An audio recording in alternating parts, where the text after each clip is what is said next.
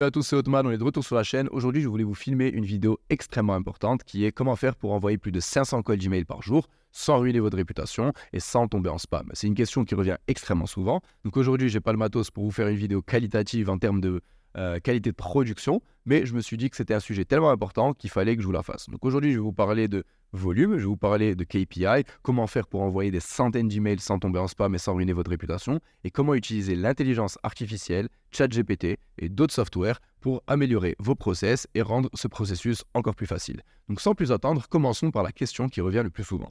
Dois-je faire de la prospection en masse ou dois-je faire de la prospection qualitative? Donc ma réponse est toujours la même. Pourquoi choisir entre les deux?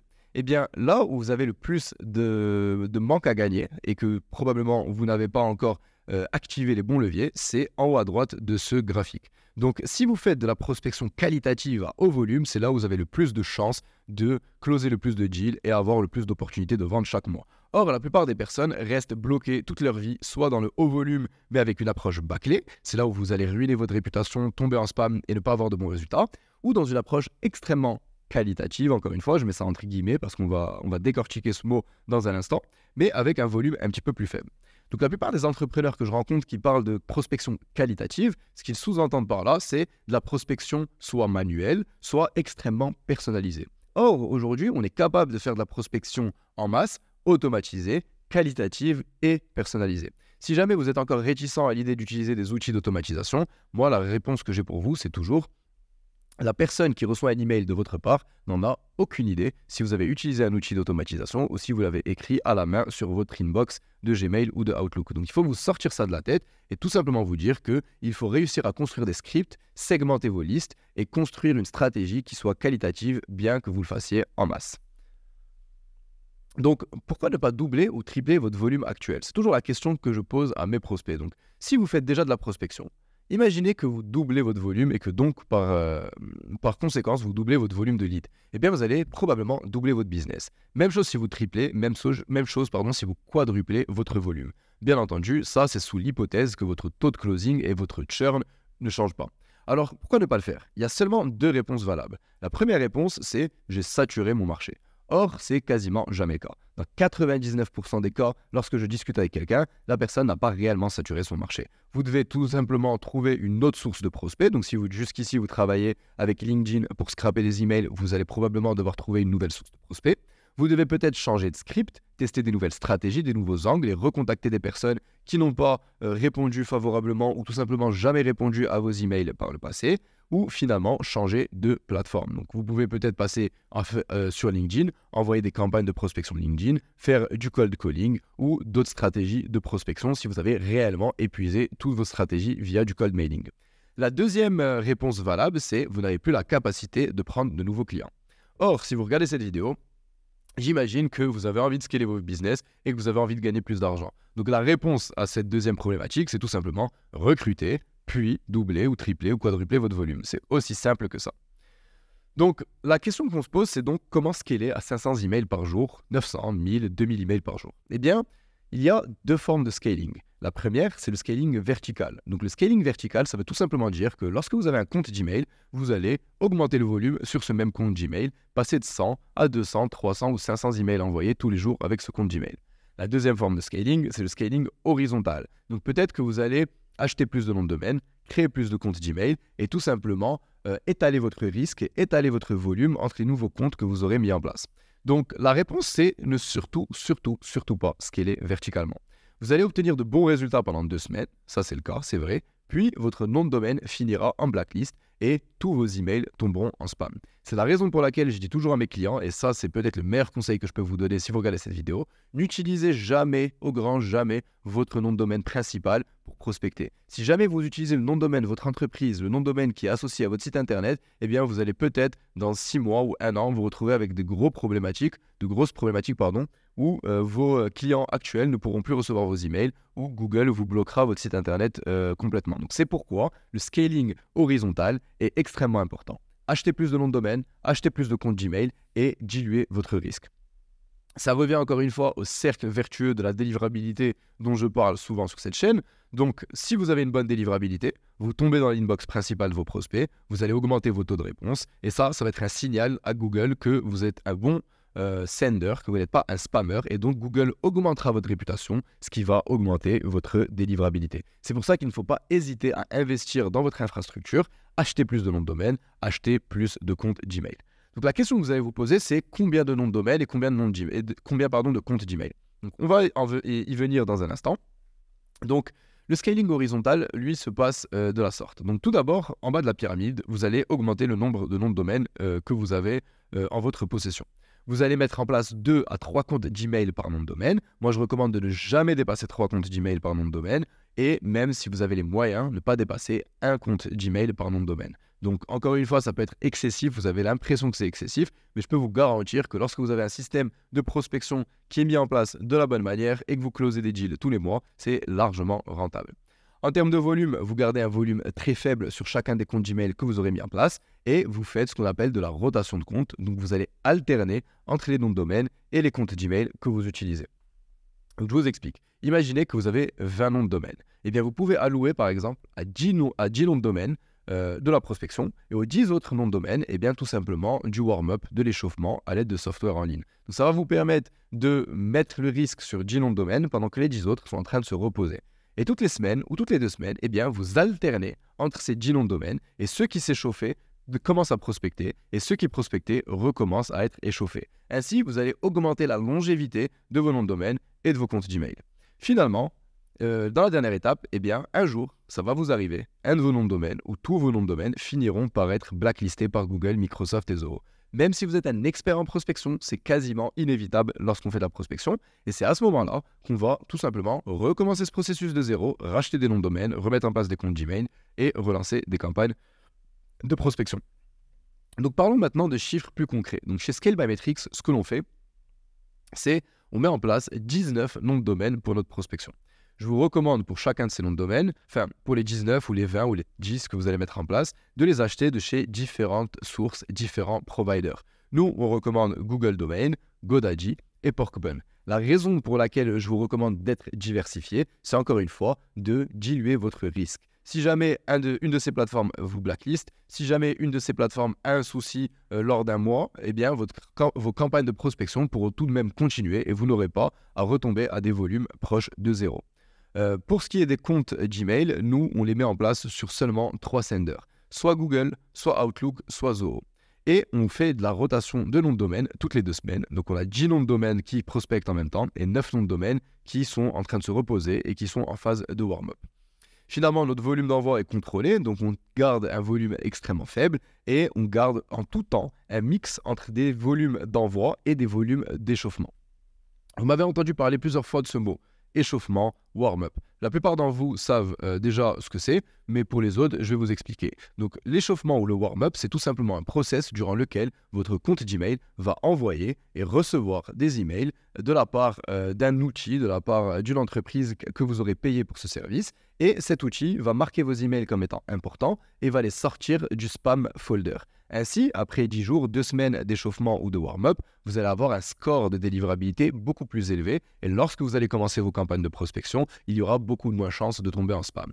Or, la plupart des personnes qui font du warm-up ou de l'échauffement le font pendant quelques semaines, lancent leur campagne de prospection, puis ils arrêtent le warm-up.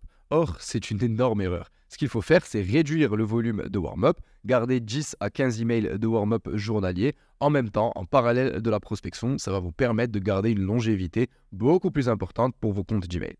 Donc maintenant, imaginez-vous, vous avez 19 noms de domaine disponibles pour la prospection. Imaginez que vous envoyez seulement 10 emails par jour par nom de domaine. Eh bien, ça fait plus de 190 emails par jour. Maintenant, imaginez que vous envoyez 10 emails par jour et que vous avez 3 comptes Gmail sur chacun de ces noms de domaine. Eh bien déjà, on est à plus de 500 emails journaliers envoyés avec seulement 10 emails par compte. Ainsi, vous êtes quasiment certain de ne jamais être repéré par Google ou ces autres plateformes, vous n'êtes plus tombé en spam et vous pouvez garder votre réputation intacte lors de vos campagnes de prospection. Donc, une fois qu'on envoie 500 emails par jour, une des grosses problématiques, ça va être la gestion des réponses. Donc, imaginez 500 personnes contactées par jour. Imaginez seulement 10% de ces personnes vous répondent. Ça vous fait plus de 50 réponses à traiter tous les jours. Eh bien, il faut absolument avoir un tech stack, utiliser les bons outils et avoir les bons process pour gérer ces réponses-là. Donc, il y a différentes solutions pour ça. La première, c'est avoir tout simplement un CRM. Et ça, c'est la solution que je vous recommande. Moi, je recommande close.com comme CRM. Pour moi, c'est le CRM le plus optimisé pour la prospection. Dans un second temps, vous pouvez, au lieu d'un CRM, utiliser une gestion centralisée des réponses à l'aide d'outils spécialisés dans le domaine, comme front.com. La troisième solution, je ne pense pas que ce soit adéquat pour vous, c'est construire tout simplement une solution en interne à l'aide de développeurs et d'ingénieurs. Ça, c'est seulement pour les plus grosses agences, et je vous le rassure, c'est même pas mon cas actuel. On s'en sort très bien avec front.com et close.com, donc choisissez une de ces deux solutions, connectez tous vos noms de domaine et tous vos emails à cette solution-là, et gérez dans un seul et même endroit les réponses de vos prospects. Donc, une fois que vous avez centralisé vos réponses dans Close ou Front, ce qui va se passer, c'est que vous allez tout de même devoir traiter 40 à 50 réponses par jour. Vous n'avez juste pas devoir vous connecter dans chacune des adresses email pour trouver les réponses et savoir où est-ce que vous devez répondre à votre prospect. Eh bien, ce qu'on a mis en place chez Scalable-Metrics, c'est utiliser l'intelligence artificielle avec OpenAI et ChatGPT pour catégoriser les réponses. Donc, si vous cherchez sur Google clé API ChatGPT, donc vous pouvez taper ça sur Google, eh bien vous allez tomber sur une page donc, de votre compte OpenAI sur laquelle vous pouvez avoir accès à votre clé API. Donc votre clé API, c'est tout simplement une connexion que vous allez pouvoir apporter entre ChatGPT et d'autres outils externes.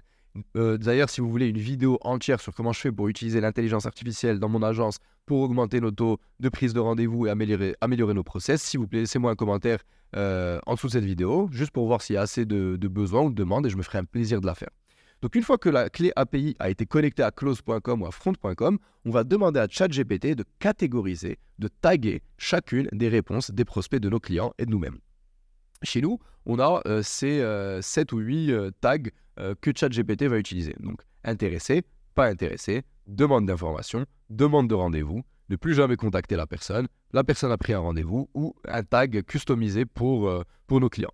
Donc un tag customisé pour nos clients, ça dépend tout simplement de la stratégie. Par exemple, si vous avez une stratégie Loom, donc une stratégie Loom, c'est tout simplement pitcher une vidéo d'audit ou une vidéo où vous apportez de la valeur gratuitement à votre prospect au lieu de pitcher un rendez-vous. Lorsque la personne répond favorablement, eh bien, ChatGPT va taguer la réponse comme étant une demande de vidéo Loom. Comme ça, nos clients derrière n'ont qu'à filtrer les réponses, trouver les personnes qui ont demandé un Loom, filmer la vidéo et leur envoyer.